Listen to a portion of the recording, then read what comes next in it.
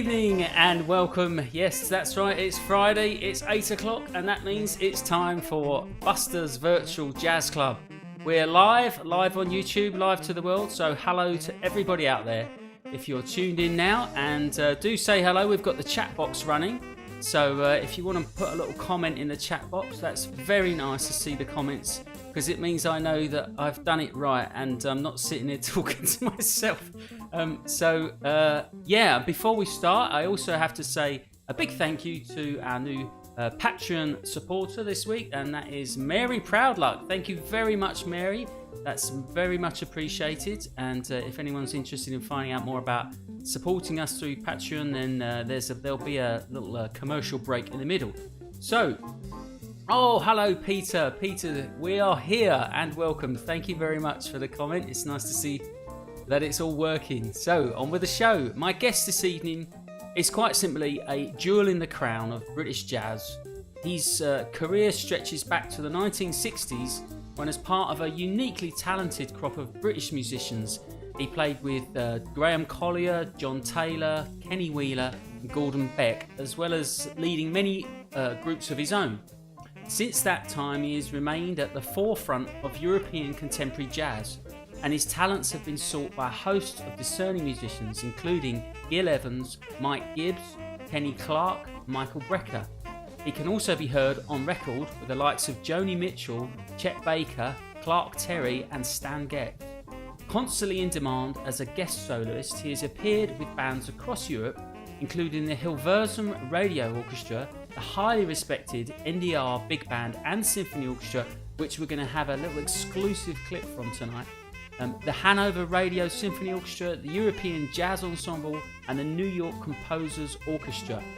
He's been at the core of many innovative and small groups and developed long-term musical partnerships that have been particularly fruitful, famously with Kenny Wheeler and John Taylor, but also with other great artists such as Nicky Isles, Mark Copeland and John Paracelli, and Nick Smart more recently. And in keeping with the ethos of some of the greatest jazz artists, he stays contemporary by leading his own groups featuring a new generation of young British jazz stars. He's produced an incredible body of work, including compositions and arrangements for large and small ensembles, and unfortunately we've only have time to dip into a small sample of his output tonight. But I'm very pleased to say he's here with us now. Ladies and gentlemen, please welcome the amazing Stan Sulzmann. Hello, Stan. Buster, thank you. Yeah, thank you very much for inviting me. Hello, mate. Thank you. Pleasure to be here. It's very kind of you. Thank you for coming and giving up your time and spending your Friday evening with us and sharing some of your wonderful music. It's a real treat to have you on the show. I really appreciate you doing this for us. So, but first of all, how are you? How's things? How's lockdown been? This is the sort of standard thing. I know you told me you recently teaching started back up in a few of the conservatoires, so be getting out a little bit, doing some of that, I suppose. Yeah, I mean, it's been obviously the very first part of it was a bit of a shock, and then we settled down into a bit of a routine, and like a lot of other people managed to do some teaching online on Zoom and Skype. I mean, the downside being, of course, you can't actually play with anybody. Yeah. And then the latter part of it, I got very involved, like a lot of people are, with the virtual world. So I've bought myself a good microphone and a interface, and I'm in the middle of a project at the moment trying to record a big band that's international. There's always some people from trio from Switzerland, people from France, and a band from England. And we're trying to put that together. So, you have to deal with what is. So it's okay. Yeah, and I'm back teaching a little bit at the academy, and we've got a big band concert there, which will be a live stream. So it's okay, but it is tough. It's a very weird situation, as it is for absolutely everybody. Yeah, and it's not getting any easier any sooner, is it? By the look of it. This new project, is this your own music that you've written? New music for us? Yeah, it's quite a few new things. Well, maybe half of it's new. I was supposed to, like other people, had work planned at the end of the year, and I'd play with this trio, quite called Vane Trio from Switzerland, and they're quite very well known there, and they've done a few trips here. We did Cheltenham about a couple of years ago, and in Leeds we played, and I was a guest with them. I didn't really know them before. It's very long. I won't go into too long a story, but I came to sadly get to know those people I didn't know, and it's lovely where you end up playing with sort of younger people that I'd never met before, and these lovely gigs. So we would have been doing sort of 5 or 6 gigs at the end of this year, Right. which, like everything else, went out the went the way of all things. Um, and then because of this virtual situation, and I thought I started writing because it was something to do. I can always write. If you can't play, you can write. So I sit home and Yeah. compose. And I thought, well, actually, and the idea of this virtual big band, which of course is not new, loads of people are doing similar things. But I thought, well, you either get engaged with it and you partake, or you're going to become Yeah. just sort of sit there watching everybody else do it. I thought, well, all right, so I'm a little bit older, but let's have a go at it. So, and then, but the project, so I thought, well, the Vein Trio, they can record, they record at home as well. They have done. They've got a really nice trio album which was done. They've done at home. So I thought, well, they can get a rhythm section recorded. Right. From home, so which That's gives your us basis. Yeah. a real bass, just the piano, bass, and drums. And then, Jim Hart's going to play vibraphone, but of course he lives in the Alsace now. He's in France. Oh, is he? I didn't know. Yeah, it's been there for a couple of years, few years now. Right. So he'll do that there. The Vein Trio sent their stuff from Switzerland, and then all the blowers and the guitar, Alex Monk on guitar, and all the blowers in the band are all English players. So That's just dubbed over. yeah, it's slightly reduced number, so I can do 4 trombones with 3 players, and it's just people that can record at home. Obviously, that's the issue. Yeah. You have to be able to do it. It's just too difficult to try and do it the other way. So, and I've got the first couple of tracks sort of almost done. So it's quite. So then you have a look to see what you've got, and see how it works out. And if that all works out okay, I'm going to carry on to do sort of 4 or 5 more, and I'll have an album's worth. So it's a project. I feel really pleased to have done something. Sort of while the. Great. Well, we'll look forward to hearing that, and that's lovely to hear. We're going to start by playing a video, and this is the Neon Orchestra, the 606, conducted by Nick Smart, and this is a live gig, and this is some of your big band music. Is this I wasn't sure. Is this because you've got the Neon Trio? Is it some of the music that you then scored for the big band, or is this like all new music just written for the big band, or a bit of both? Oh, it's a mixture of everything because Neon started it was a trio. It was Jim Hart and Gwyn Simcock, and then we're going to hear some of that later. Yeah, and then, great. We were together for a while, and then Gwyn moved on doing all kinds of things, and Jim, who, as I said, lives in France, and that kind of sort of halt. Then I reformed it with Kit Downs. And Tim Charles, it became Neon Quartet. Yeah, so with Nick as well, Nick Smart.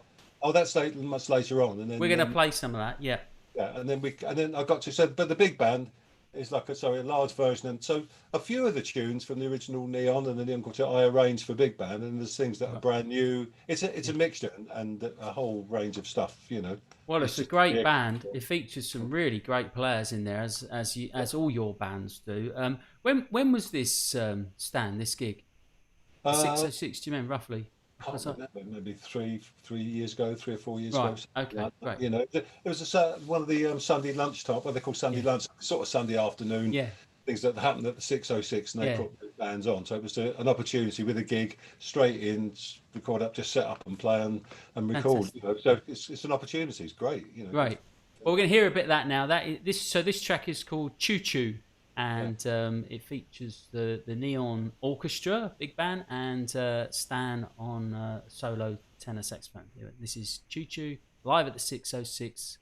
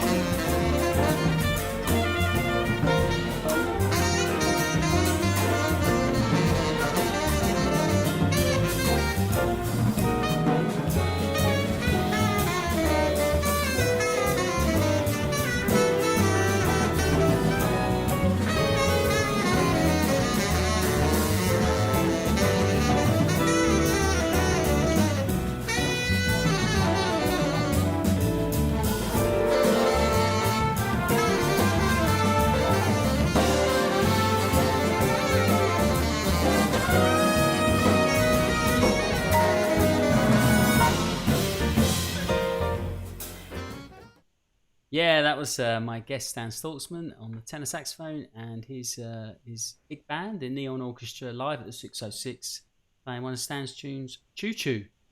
Fantastic. I was just saying, did a great job on the sound and pictures there. That was a crew that you got in to do Yeah. that. A couple of guys. That wasn't an in-house job, was it? What was their No. names? Do you remember? It was Jules Jackson, was who's a bass player. He teaches at the Oh, I Guild of know Jules. Yeah, Sound. yeah. I He's was a like, very yeah, talented young man, isn't he? Plays loads of I instruments. can't remember the guy's name who did the film. They worked together as a team quite a lot and Right. independently. But they worked together doing exactly that kind of thing. There's quite Yeah. a market for people making little, you Yeah. know, Yeah. particularly for It's great. YouTube. But they're a good team because it's a difficult job. One of his, it takes up all the time filming. The other one's got to deal with all the sound, and there's Yeah. obviously a lot of people to Well, it's deal not with. easy. Yeah, Yeah. great. Okay, so what I'd like, if we could, just talk a little bit about perhaps the early days and how you got started. I know we were having a very nice chat yesterday about your time on the Queen Mary and Yeah. going across to New York, visiting New York as a very young 17, 18 year old. Spent a year on Queen Mary. I guess what they call paying your dues, but with Yeah. with the a long-standing tradition actually as well, isn't it? The old famous Oh yeah. Geraldo's Navy Yeah, that's it. for Exactly it. Yeah. yeah, and the musicians like the previous there was like Ronnie Scott and Johnny Dankworth famously did the Yeah. same thing, right? The Everybody same went. trips. Yeah. Yeah. But you were on the last one. You said, is I that did right? the last. I was because it was the mayor. I did the last trip out of New York when they had Wow. all the fire hydrants on the ships on the boats were out in the. So then they BBC filmed it and everything. It was great. It's a fantastic celebration because they were very fond of the ship there. The Yeah. Americans were. If you told anybody, they like I'm curious, people ask you because they didn't at that time. Going back to 1967, it wasn't so common to see young English people. Not like it is now. So I and it guess. was Yeah. curious to hear somebody come because I had a really broad Cockney accent and a young kid. They sort of wonder where you're from. Yeah. And say, well, we're English. We come on the boat. We're musicians. We've come to because we want to hear the music, and we work on a boat. And I said, oh, but they had a fantastic a kind of love for that ship. It's connected with the war because it was a troop ship carrier. Yeah. Yeah. There's lots of connections. So Well, it it's was the old Cunard and White Star line, isn't it? Which yeah, goes back to Titanic. I mean, there's a great yeah, long tradition there. But it yeah. docked. You were saying it docked right on 52nd It Street, docked on 52nd and you Street. got off and you were You were staring there. up. Yeah. I was brought up. I lived brought up in the council house estate in Essex. Fantastic. Born in Islington actually, but then we were rehoused out into Essex, and I had a very great childhood. Really, but all of a sudden I seen green fields and all the rest of it, and my dad got me a saxophone, and I've sort of played at home, but I never met anybody. I didn't know anybody that liked jazz. It's not like nowadays every two houses at the road somebody's playing a saxophone. But that time it was really you were a bit of a strange one, because it was all rock and roll was in, and so I never really met anybody at school, and then we moved back to London to Wimbledon into a flat, and I ended up playing in a Pally band. I was 15, Wimbledon Palais, so I used to do 3 nights, Friday, Saturday, Sunday, in the little band they played the top 20 hits. I even had to sing backing vocals, believe it Brilliant. or not. Very good And training. Yeah. oh yeah, but great characters in the band and everything. And I saw a few bands there, because the big band there were still a few big bands left over then. Right. Oscar Rabin's band came through, and I saw Brian D playing piano in there, Ian Hayman occasionally playing trumpet, various people. And but while I was there, I saw an advert in the paper. My dad saw it for the London Jazz Youth Orchestra. So it wasn't called the National Youth Orchestra; it was just called the London Jazz Orchestra, being organised by Bill Ashton. And Right. actually, he wasn't the only person. There was another guy with him, whose name again I'm ashamed to say I can't remember. It's a long, long time ago. Really nice man with a big beard. I can see his face now. Anyway, the two of these guys organised this band, so I went along the second week, and that's Wow. how I got into it. So that's because then I met some other young people that like jazz. I Right. didn't meet anybody that liked jazz. Yeah. And it's like, what you like? Yeah, great. Yeah.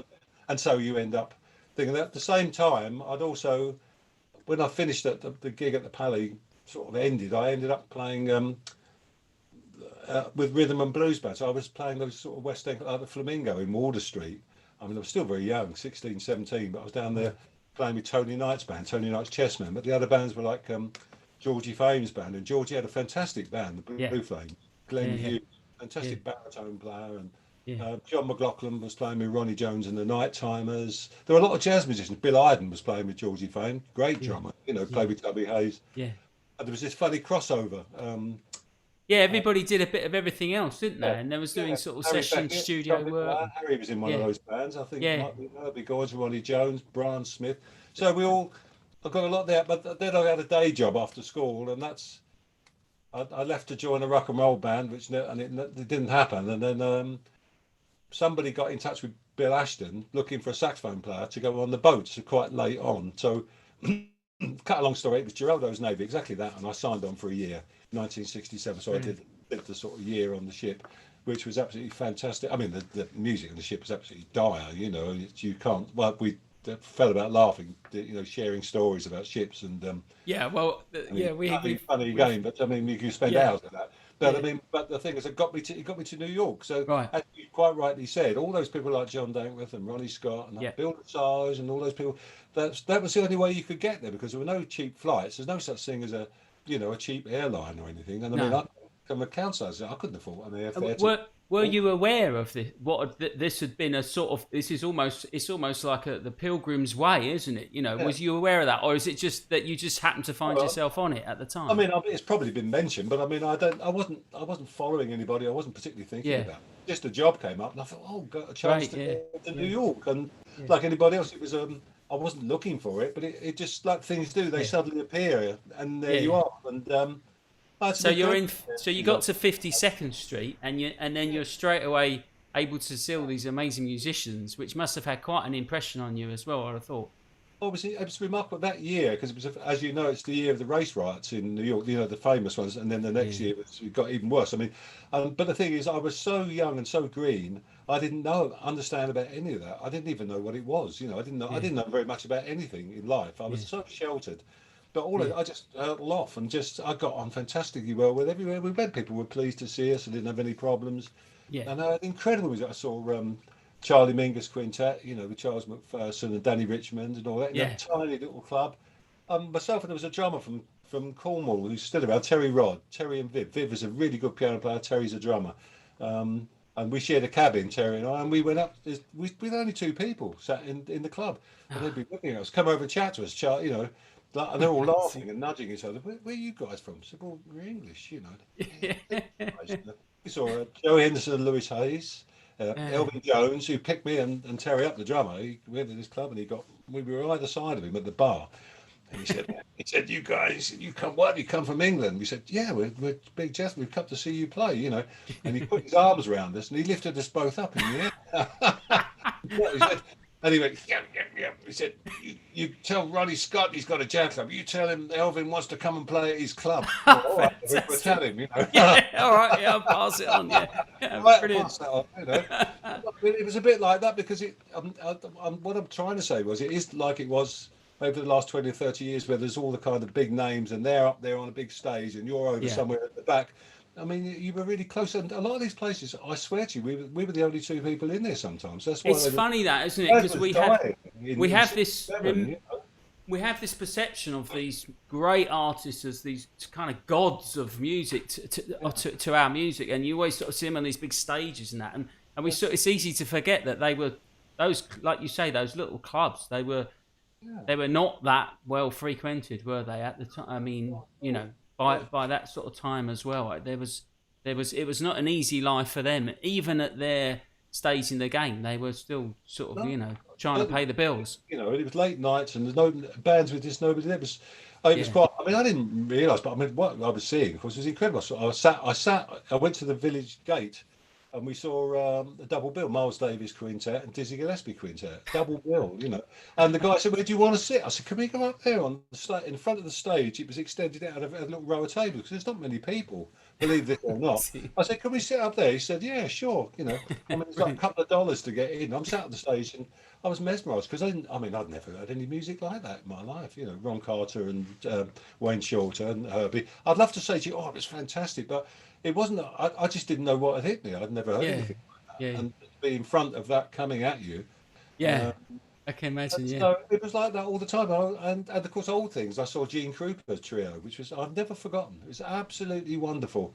yeah, English piano player called Ronnie Ball, Gene Krupa, and a lovely trumpet player called Don Goldie, a proper mainstream band at the Metropole Bar, yeah. very long, thin bar. I mean, it was wonderful. I saw the Basie band doing a dinner dance gig at the top of the Empire State, just playing for people while they eat their steak and chips. And, Amazing. Billy Taylor Trio in the Hickory House, which is just a steakhouse with Grady Tate and Bob Yeah, Cranshaw and all those yeah. people. And the place that was sort of used to get busy was the Village Vanguard. I went there quite a lot, and then I saw Mel Lewis, Sad Jones band about Right. 6 or 7 times, and Bill Evans Trio there, which is So they had fantastic. the residency there, didn't they? Yeah, Was that and the Monday night thing? Monday nights, Yeah, and yeah, Gary Burton's band I saw there, which is fantastic. yeah. And some other bit. Oh, Les McCann Trio, which was Oh, brilliant. Yeah, fabulous yeah. with He's great. Leroy Vinegar. They Most were, yeah, yeah, fantastic bass yeah, player. yeah, So yeah, these little things just stay with you. I've yeah. never forgotten them. So anyway, that was it. Amazing. Quite, What a, quite what a a, year, I mean, that's all the education you need, isn't it? That's a university right there. That's a degree of watching and hearing all those great musicians. We're gonna play. We're gonna have to play some a track now. So this is something we've selected from your amazing output, and this is with some pretty famous American jazz musicians recorded in 2004, and there's a fantastic piano player which called Mark Copeland, which some people will know, who understands a good chum of yours, and I read that he studied with Lenny Tristano. Yeah, Mark was. I met Mark many, many years before that. In fact, it'd been nearly 45 years ago. I met Mark. He came to London. I had a friend. He passed away some years ago. Some classical musicians, flute players. Long story. I've met because I used to do a lot of studio work and called Chris Taylor. And he also used to do Mike Gibbs's things when he needed a flute player. You see Chris Taylor's name on it. Fantastic flute player. And when him and his wife used to do the ballet seasons at the Coliseum, Right. with it. The real part was fantastic, and they used to say, "You want to come along, Stan?" I said, "Oh, great!" So you go and hear Firebird or Prochiska. I mean, wonderful, Wow. Yeah. fantastic orchestra and the dance. And he Yeah. come up once and he said, "Oh, we got an American ballet company coming called the Joffrey Ballet." He said, "You must come along." So I said, "Oh yeah, great." He said they brought a little band. So when I get there, I met. He said, "Come and meet the guy." So I went, and it was John Abercrombie was playing guitar. All right. Mark, Yeah. his real name is Cohen, not Copeland. At the time, he's called Mark All right. Cohen. He played alto sax. I And I didn't know. met Mark, and Wow. he was coming back to work at Ronnie's. They both of them, him and John, both worked with Chico Hamilton's band, and they were coming back to do Ronnie's. So I had a flat Amazing. with my Yeah. wife, my first wife, in Finchley, and I said, "Oh, do you want to come and stay with us, Mark?" And so yeah. So he came and stayed for 3 weeks, and Oh, stayed at my lovely. place. It was great, so I learned. He was showing me things, and he had loads of cassettes and tapes of loft sessions and people that I'd never heard of. Mike Brecker and Dave Sample and all these people. They were just like unknown names then. He just said, "Yeah, Yeah. I've got some cassettes here. Have a listen to this. And Wow. oh wow, Yeah. and all sorts of people. But Mark, yes, he's had lessons when he was listening. It was Tristano he went to school, and then we kept in touch for some years. Then I lost track of him for a while, as you do, and he disappeared somewhere. And then I went to Bracknell Jazz Festival one year, and there was John Schofield was on. He said John Schofield and his new young band. And I'm looking at the names, and it said Mark Cohen on piano. And I thought, that's funny. I know a Mark, I bet he doesn't play. He plays alto, and he's not young. He's my age now.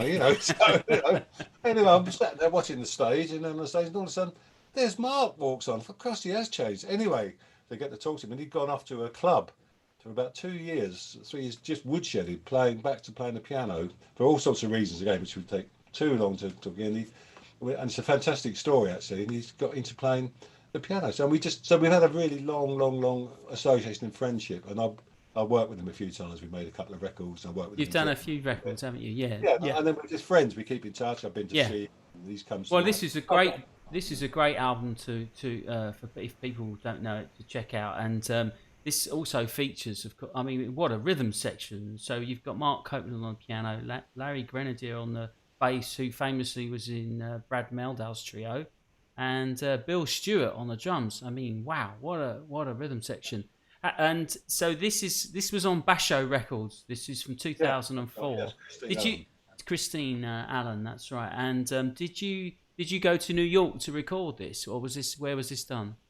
Yeah, no, I went there. We debated how to do it. Obviously, it was a lot more cheaper financially, more sensible if I went there. Yeah, And there are some really good studios that just make jazz albums there, which we don't really have here, and they were kitted out, so yeah, and that much more reasonable yeah. uh, price, and it costs a fortune to do anything here. Mark and we'd already made a duo record in England actually, some Right. quite a few years before, which is still around somewhere. I've got some copies here, but well, we must do something else. So I said, and then I said, well, maybe I could come over. Well, I knew Bill Stewart because he was actually started in Bill Mark's trio. That's where when I Right. met, he was really young, and I met him in Germany, so I played with him once. He's Canadian, isn't he? He comes from Canada. Yeah, I'm not sure about apparently. that. Bill Stewart. Yeah, I think he's Canadian. I believe he But, lives in. He's New Yorker though, isn't he? But he lives. yeah, I think he's originally Canadian. But I um, mean, he's played with everyone, hasn't he? He's an incredible yeah, drummer. he's Yeah, a lovely guy. So I just said, I said, well, what yeah, about would Mark be available? He said, yeah, I'll ask him. And then we had for a bass player, and I had some records of Larry Grenadier playing, and I really loved the sound of it. And he said, yeah, oh, they play together. They like playing together. You know that thing about people that like playing together. yeah. So it's all very well having loads of names, but it doesn't always work. No, He said, he exactly. said, he said, oh, they like playing together, those two. Yeah, So that might work. So Mark said, I'll take care of it. I'll get in touch with them and sort it out. And then at the time I was getting involved in doing stuff with, I'd met Christine Allen, and yeah. she runs Basho, and she very kindly said she wanted to, yeah, I'd like to do this album. And her husband Max is, Max. Yeah, well, he's American he's anyway. So American. Yeah, and yeah. they wanted to go to New York anyway. They've got So family that. friends and blah Yeah, blah blah blah. worked So out. a whole trip. So we all went to New York and worked in this little studio Wonderful. downstairs. Fantastic. Well, if you're a gold member Patreon supporter, you'll get a link to this as well on the Spotify playlist. But this is one of the tracks from the album. The album is Jigsaw. It's from 2004, and this track is called Jack Sticks.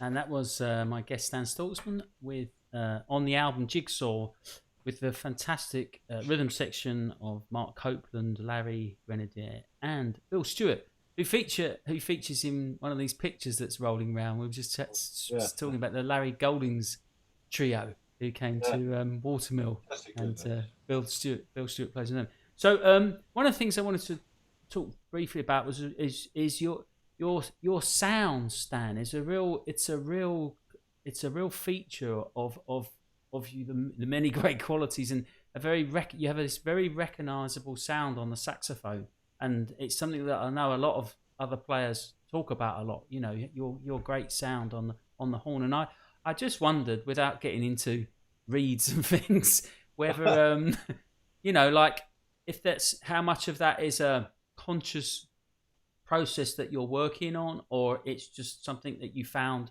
evolved through the time, or whether you feel, or whether it just came as a result of working with the musicians that you worked with all those Kenny Wheeler records and things you made, and all these artists you made. Is that, or if it's just something that you it's just a natural part of who you are. I know physiologically, in terms of horn players, you know, your lungs and mouth and all the rest of it, but there is more to it than that, isn't there? I think. Yeah, I mean, it is it's a huge question, and at the same time, I mean, there's a lot of it really. I'm beginning. You know, if I stand right the way back as you get older and look at it, when you get it comes about really. It's a mixture of all the things you've ever heard and you've ever experienced, and the work you've done, and the different sounds you've heard. You know, it's all those things in a big pot and stirred up, Yeah, which is one of the important things about, you might say, about keeping an open mind and being broad. You know, you take on a lot of things. So, I mean, when right. I first started to play, when I was 13 or 14, I got my first saxophone. And music, what did I listen to? I was listening to Stan Getz Yeah, and Zoot Sims, right. Sonny Rollins and Sonny Stitt. I loved all of those players, you know, and Mm.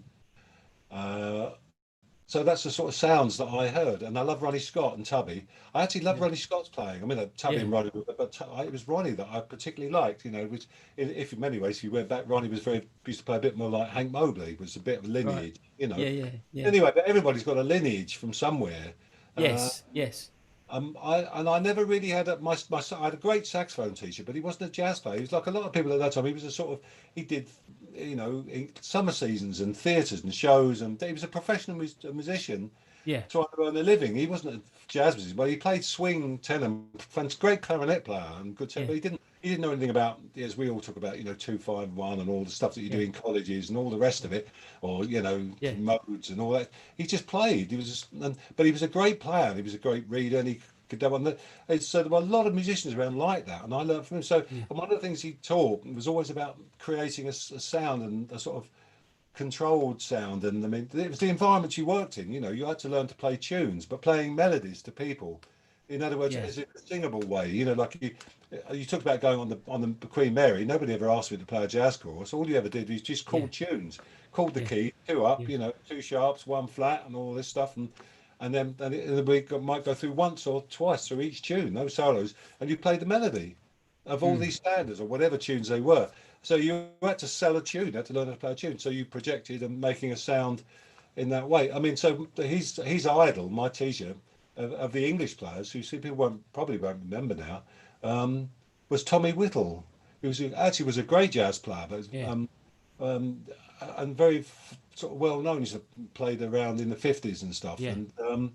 And in fact, it was John Taylor. Bebop, wasn't he? Like a bot player. Yeah, Yeah, but very kind of. quite sort of smooth sound, but big Mm, sound. You know, right. big warm sound, very controlled player. He ended up working in Jack Parnell in the TV band, like a lot of those guys did. You know, I mean, he was a very skilled musician. And but John Taylor worked in his band, used to do gigs with him. So he started working in Tommy's quartet. You know, Right. so it was that kind of style of playing. So I learned from that, and then I did go later on after I finished the boats. I met somebody on the boat, Chris Gradwell, who was a classical clarinet player, but also played a bit of saxophone. And he said, "Go, you should go to a music college." I said, "Well, I don't have any. I didn't. I left school when I was 15. I didn't have any music. I didn't have any, you know, 5 O levels and nothing about music. They wouldn't let me take music at school. I wasn't allowed, believe this or Yeah. not. I tried." So anyway, I come back off. I found a teacher who had a quick crash course of some harmony and stuff and theory, and I managed to get into the academy. But I was sort of playing saxophone because they just started to have some saxophone lessons in it, which was John Dankworth, Right. and I really wanted to go because I wanted to learn the flute. I wanted the second study flute. So I wanted to go and learn to play the flute. And actually, I just started working with Dankworth's band as a young kid when I went there. So it was really funny, you know. But so I've met people in. So I met a lot of straight players. And I got interested in learning about straight music, and I even got to playing some classical saxophone because there were a few pieces that need. You know, there's various pieces. There's a couple of famous ones, the Glazunov and Yeah. the saxophone concertos that are alto pieces. That's And quite a different approach, isn't it, in terms of the yeah, so embouchure and I all sort of that? interested. Yeah. Yeah, I mean, I used to do sort of what you might call a cod. We used to call it playing cod, you know, sending playing that style a bit. So I learned out a bit how to do different things. I've played a Yeah. lot in dance bands, hundreds of Yeah. dance. I remember playing Ken McIntosh's band doing, you Right. know, Hammersmith Palais, you know, with his Yeah. son Andy, who was the lead alto player. And Right. Ken was a fantastic saxophone player, playing the front of the stage. He'd fill a hall with a sound, magnificent sound, but they just played tunes, melodies, you know, and he Yeah. taught you a lot in the saxophone section, you know, Matt's vibratos and play this skilled sort of section playing. So Um, you're you learn both. skills and you learn to Yeah. play in a certain way. So all that feeds in. Then Yeah. plus your love of all the jazz players, you know, I mean, from Yeah. everything, you know, from Coltrane to, I mean, I love Roland Kirk. Is Yeah. another one, you know. You how do you mix that in? And you've got Coltrane, Jets, and this one and that one, and they're all great players, and you mix them all up in the pot, and you sort of end up with something that may be yours. One of the things I have to just say that I'd like, because people ask me, like playing the soprano, how did you get that sound on soprano? I said, well, I didn't listen to soprano players. Well, actually, what it was Miles Davis on Porgy and Bess playing the Mm, flute with that mm, flat, straight tone sound, and that's the one that got me. mm, I still think it makes me cry. That and it's fantastic mm, sound.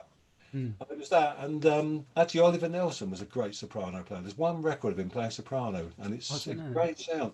Just Uh-huh. one sound pieces. Yeah. Anyway, That's whatever. right. So it's a mixture of stuff, and that's how Yeah. you come at it. You know.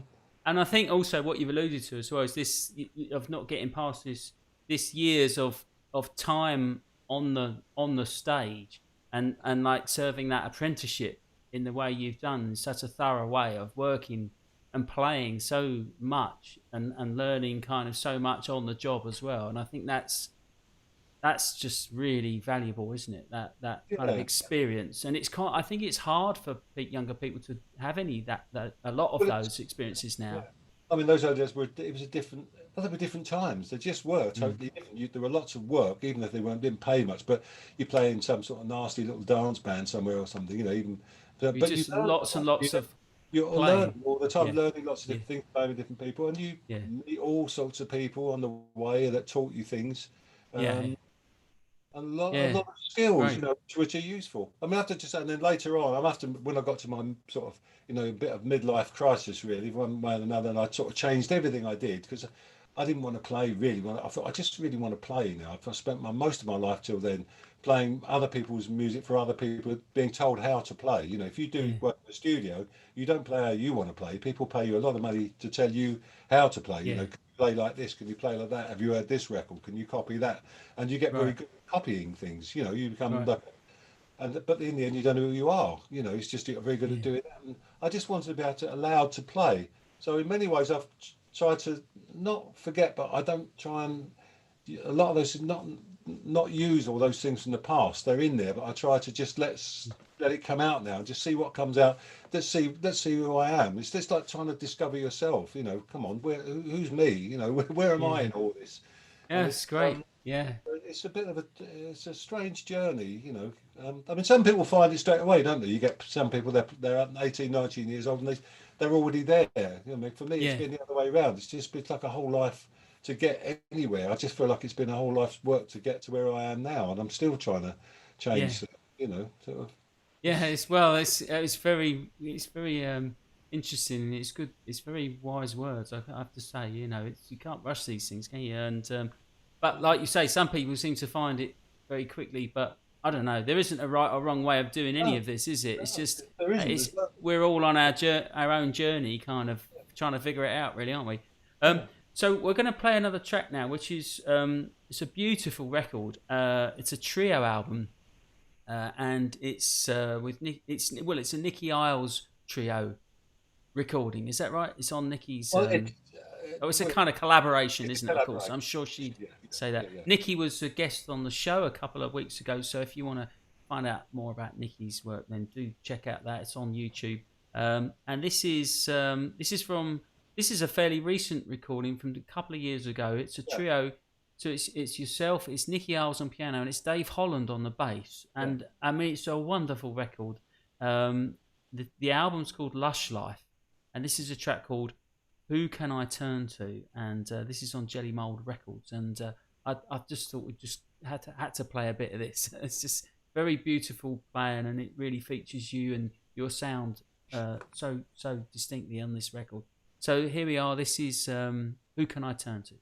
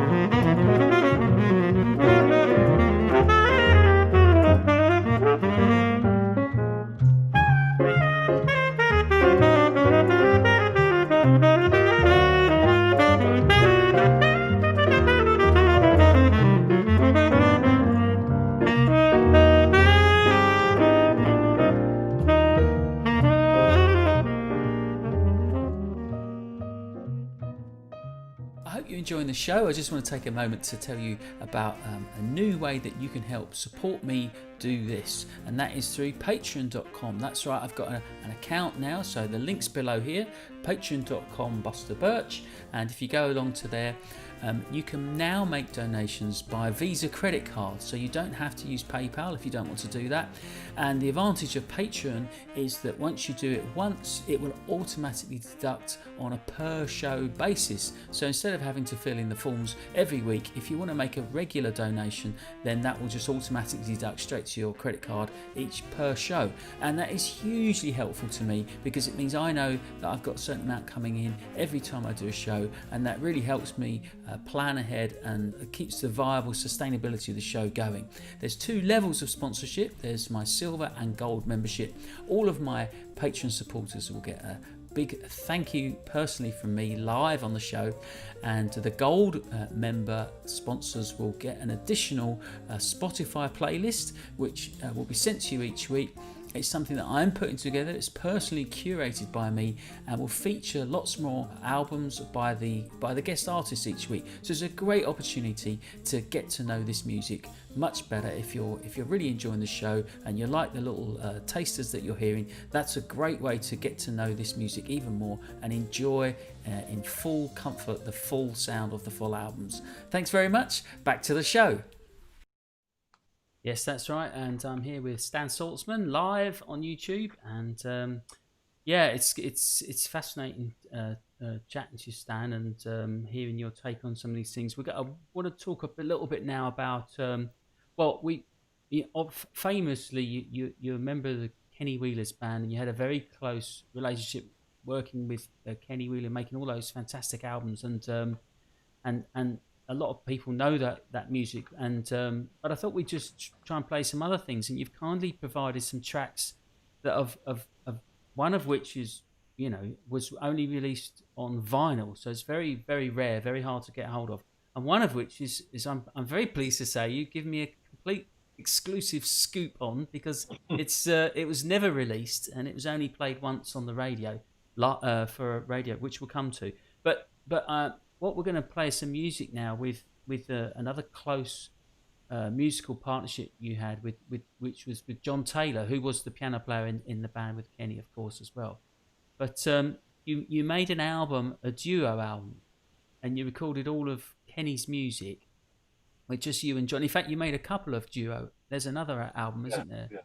Of a duet. But this was one that it got pressed onto vinyl, but it didn't make it onto CD because it was at the time when this was. I'm talking about the one just prior to CDs coming out. Yeah. And this was on the label, the new label set up by Loose Tubes, the British jazz band. They set up their own label, and then you made this album for them. So what do you remember roughly the time this was, when this was? Oh, I can't remember what date that would be now. Late 80s? Yeah, that's what I'm thinking, sort of 87 or something, yeah. Maybe. Cool. I'd have to check, I can't remember. No, that's close enough. But it was just prior to CDs coming out, Yeah, and fantastic. actually what it was, through the work in studios, there's a guy who's a very good musician and a good piano player and a writer called Mike Moran, who used to write a lot of TV music, all kinds of film music and stuff, did a load of stuff. Anyway, he's a big fan and he loved John Taylor, and he had a home studio. When I say a home studio, it was a really professional studio. It's a fantastic place up in Radlett.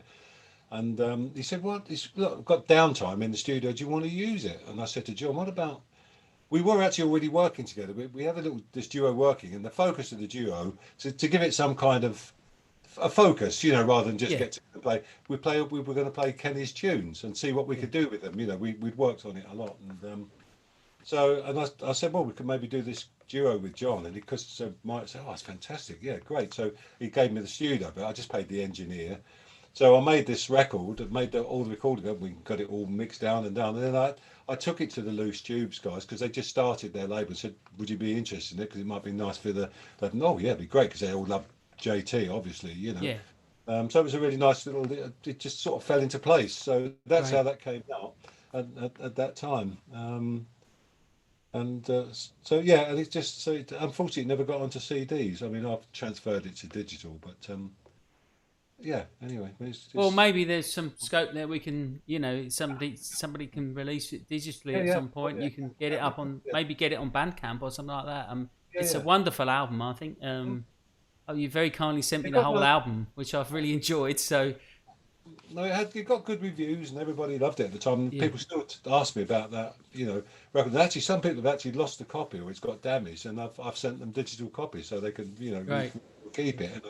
So it's amazing how things they last. If it's something's good, it never actually Yes, goes away. It's yes, amazing it yeah. keeps coming back to you.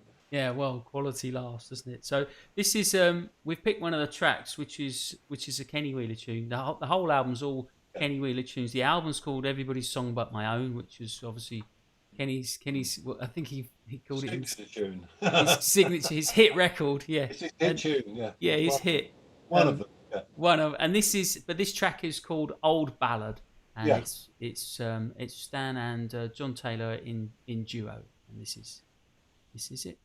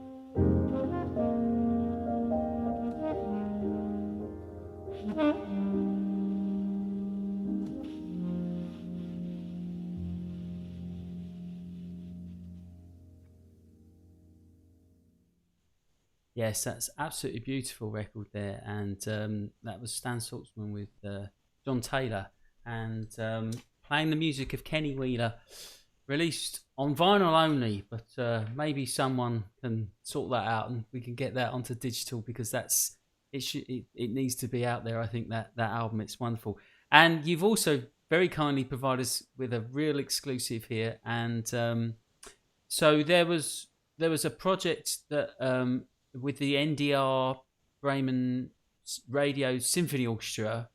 Is this Yeah. right? Am I screwing? I don't want Yeah, to screw this up. no, it's complicated. Yeah, it's Bremen Radio Symphony Orchestra, which actually is part of the NDR, which is from Hamburg, Norddeutsche Rundfunk, North German Radio, Right. NDR, and Hamburg. That's where they have the famous jazz The big big band, band. the Yeah. NDR. Yeah. Um, But and they the have the guy, radio orchestra as well, and as we were chatting about before, well, that is, they obviously oh, have a huge budget to put these sort of yeah, at that events on. time, yeah, Yeah. and um, at that time, the conductor, Dieter Glaschnevich, he's not, I've passed away now, but Dieter was a lovely man, and he conducted the band that did all the jazz as well. But he also he's the one that must have organised that, put it across as something to do with the orchestra. All right. Very good conductor, and so it was a project that was written specially for. So they asked John, and John wrote all the arrangements especially. So it was like 55 minutes, an hour's concert of Amazing. John's tunes and music arranged for symphony orchestra. And John did all the writings, all his music, all his And arrangements. he did all the arranging for the Yeah, orchestra as well. a Yes. lot, yeah, it's all Yeah. John's. And you recorded this, so it was recorded in the studio over. You were saying over 5 days. days. Yeah. Yeah, And then sorry, there's a little delay. I'm sorry. The way the orchestras work there, because they're staff jobs. It's like working with the BBC. They used to start at 9 or 9:30, and they finish at 1 or 1:30 in the afternoon, and they go home. Yeah. That's the way it works. So we would do maybe one or two titles every day. So by the Friday, we'd recorded all the music, and then they mixed it and put it together, cut Amazing. it down, and then it was cut, so ready to go out as a broadcast. No audience or anything. Yeah. So this was simply for one one play on the radio, On one the radio radio program. Yeah, So absolutely. it's a week in the studio with a symphony orchestra, all Yeah. new music, all commissioned, all written, all scored for that one. And then after that, it never got played again. No, I mean, I just had a cassette, as you know. Cassettes they were fun, but they were awful things, as you know what happens. They stretch and they fall apart, they snap, and was Speed up and slow down. Yeah. not the best medium really. But and then eventually that had gone, and it was all hissy, my copy, and I copied it again, and something blah blah blah, and I thought that's it, it's gone, And then somebody out of the blue, somebody somewhere must have kept. John had some reels for a big, there some real copies, but they kind of gone, but somebody somewhere must have transferred it to digital. Thank God. So Yeah. and they appeared somewhere on. Somebody sort of very kindly had put it up and made it available. And it was sent to me. I thought, oh, fantastic! It's because I got there's no information on the recording. It's just the tracks, but it wasn't lost. So that's the thing. So I mean, that's like, oh, how wonderful it wasn't lost. Yeah. I love it. I mean, I can remember a copy went to Chris Lawrence, who's a fantastic orchestral player. Him and his wife Rita, who's a violin player. They were both principals in the Academy St Martin in the Fields. Cream string players. So I've worked with her. She played Lark Ascending with it on a concert that I was on. Yeah, she's a brilliant player, isn't she? Yeah, I remember. Yeah. Yeah. So I mean, I know Chris, and they absolutely love that record. Because John's writing, it's wonderful. That's amazing. Writing, it's not just. Jazz players often play with orchestras, and the string players get fed up because they get long notes to play. Yeah, and it's like just a piano voicing given to the strings. It's real orchestral writing, because John was very much into composing, and I knew he was going to a sort of composers group he was going to at home, and amazing. We both liked interested in a lot of different music, contemporary music, and all sorts of other things that we used to listen to together. I'd go down to his place. All sorts of things from, whatever, Prokofiev and Bartok, Messiaen, Berio. I mean, right across the board of contemporary music, really, and back. And so he was very interested in all that. And that feeds into John's, as you can imagine, what he came out with later on, Yeah. from it's how people develop all the sort of input. So again, I mean, when was this, Stan? Because I haven't got a date. I mean, do you know roughly sort of Yeah, what I can't era? remember that either. Was it would have been 94 or something like that? Right. I really Okay. don't know. I Oh, it's could close track enough. it Yeah. down. I, No, no, it's I close did at enough. one point. I did manage to do some Yeah. research. Yeah. I could work it out. So it would be. Let me see. If I'm 72 now, 40, 30. It's probably about 35 years ago. What would that make it? Oh, Somewhere. now You you've. want to work that Yeah. Well, out? that's 35 years ago. It'd be about 85, wouldn't it? Yeah, it's like it's in the 80s then, Yeah, late mid 80s, 80s. Yeah. somewhere around there. Yeah. Yeah, I know because anyway, it's whatever. I can date it a certain way. I hadn't met my second wife, and then I, Right, okay. I Right. know how long we've been together. So that's how I worked out back. So I met my second wife through John. Anyway, that's Wonderful. and his Yeah. wife. It's a long story, but Yeah. so I had to do a bit of quick maths to work that out. But So we've got this incredible music that was nearly lost. It's not available on any recordings anywhere. It's just these kind of bootleg tapes, for want of a better word.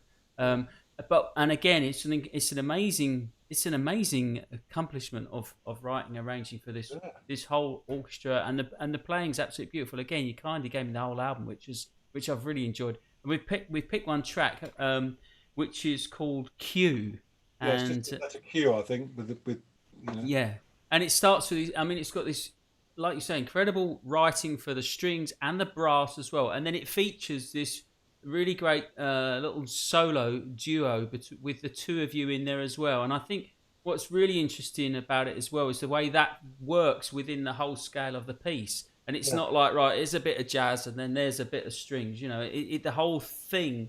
Obviously, he's done a great job. But it's quite. What I wanted to ask as well is just briefly it's quite tricky. I would imagine playing that as well. I mean, it's not easy music. So and switching like mentally from improvising into playing quite tricky parts that have got to fit with the because the piano and yourself it blends in and out with all these sections of things coming in and out. And I'd imagine it's quite challenging music to play as well. yeah.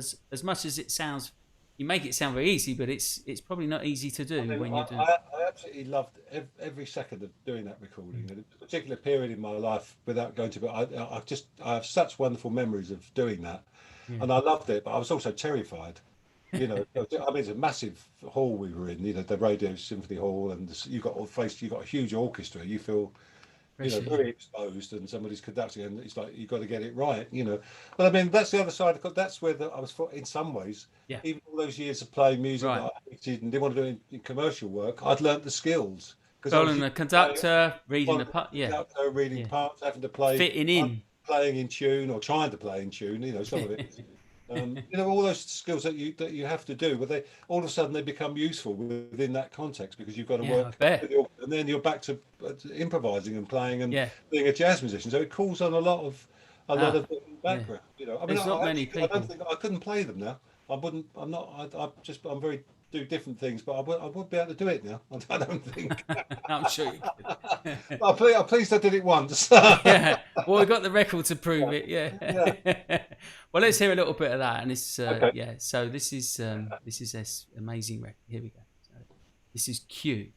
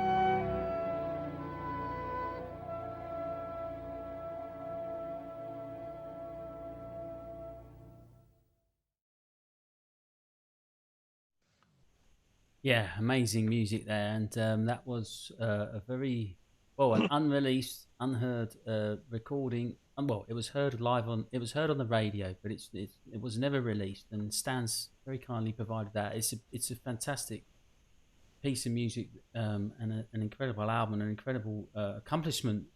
All written by John Taylor, featuring John and Stan with the NDR Bremen Symphony Radio Symphony Orchestra. Right, yeah. Wow, wow, what an incredible piece of work. And as you say, great fond memories. Well, we unfortunately the time has really marched on as it always does, and it would be great to chat all night, but we're gonna wrap it up soon now, and we've got one more track we're gonna play. But before we do, I just wanted to talk a little bit about more recent events and gigs you've been doing. If you're still working with, so you know you're obviously doing. You're known as a great teacher and educator now. You teach in a lot of the music conservatoires and colleges all over the place, and very much part of the influence on the these up and coming amazing young jazz musicians, and in the great tradition, you've brought them into your bands, haven't you? And some of your ensembles, and your who are now former students who are now members of your band. And there's some great talent there, isn't there? That you've sort of put forward and worked with as well, with and recorded with. So there's the Neon Trio, which we mentioned earlier, with Jim Hart and oh crikey, it's getting late. Gwillem Simcock, that's right, of course. How can I forget? The original trio, yeah. That was the original trio, which then expanded to a quartet with Kit Downs and Tim Giles. That's right. And there's a couple of albums with that band as well, which are absolutely fantastic. But then there's the other new group, which is the Organ Quartet, which is another lineup featuring some young musicians as well, or of that new generation, which is Ross Stanley on the organ, very fine organist, plays with a lot of he's all over the place now, isn't he? Doing lots of things, very busy. Yeah.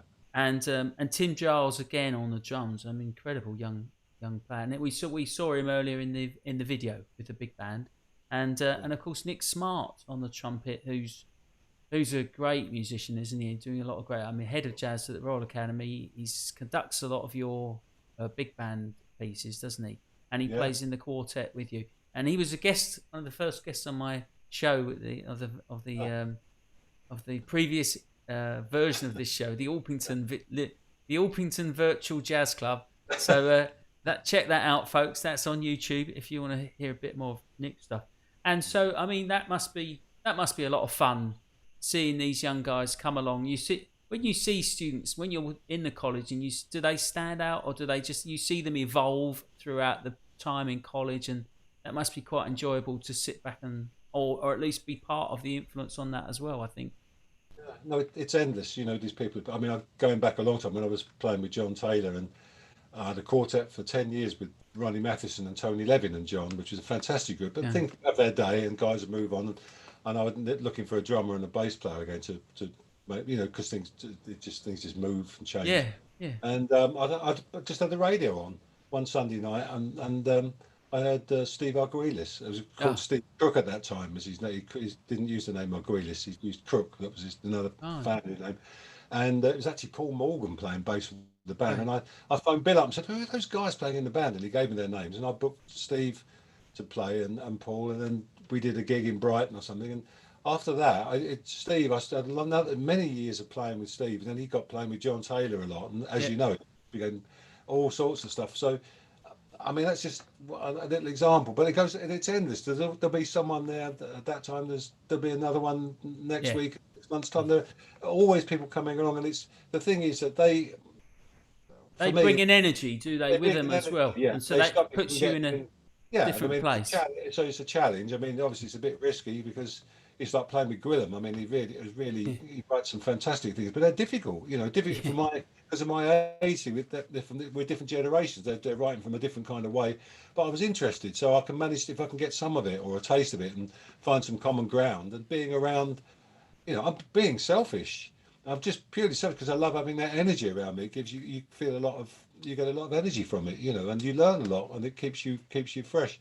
And I suppose the other thing is, so for some of those young people, it means maybe I get a few gigs that they wouldn't be accessible to them when they start out. So they come and do gigs. Yeah, so it's always been like that, hasn't it? Through that. Symbiotic, mutually beneficial kind of relationship. I But think that's always been the way. So people move through, and so of course you also you've got you create a big circle of friends and people that it's great, and it's not ageist, it sort of goes beyond that. well, I think that is one of the other great things about jazz, isn't there? There is that mutual respect. I think if you can play, you can play, Yeah, and people do respect the people that come before them, and respect each other yeah, when you get to that kind of level. And I think that's very interesting because there is like all great jazz musicians and great artists. There's that I get that sense of never wanting to sit still or stay on one thing with you. Like you've always kind of pushing yourself to explore, constantly creating, constantly being curious and exploring new things. And it's like that. It just dies if it sits still, doesn't it? I think it's yeah, always moving forward, isn't it?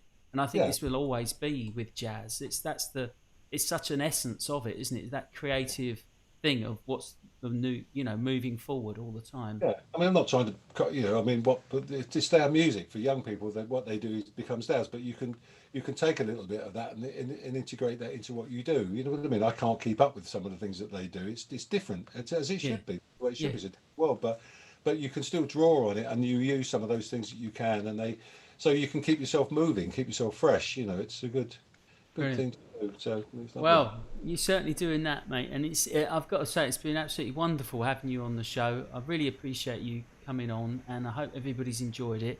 And so do check out some of Stan's music. This is just a small little taster of his incredible output.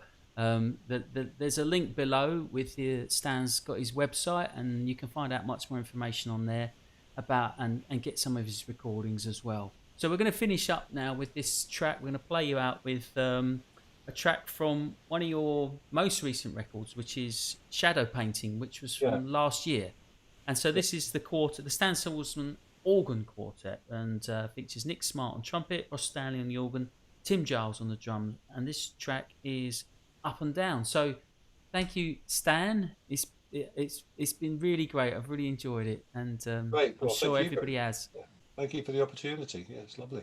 It's Great. been wonderful. So, folks, do check out Stan's website, and I hope to see you next week. My guest next week will be the wonderful bass player Steve Watts, who's been an absolute linchpin of many, many, many great British jazz groups. So I'm sure that'll be very interesting, and we've got some great music lined up for that. So if you're not on the mailing list and you're watching this on YouTube, join the mailing list, and then you'll get the link sent to you so you can check out the live show as it goes out live.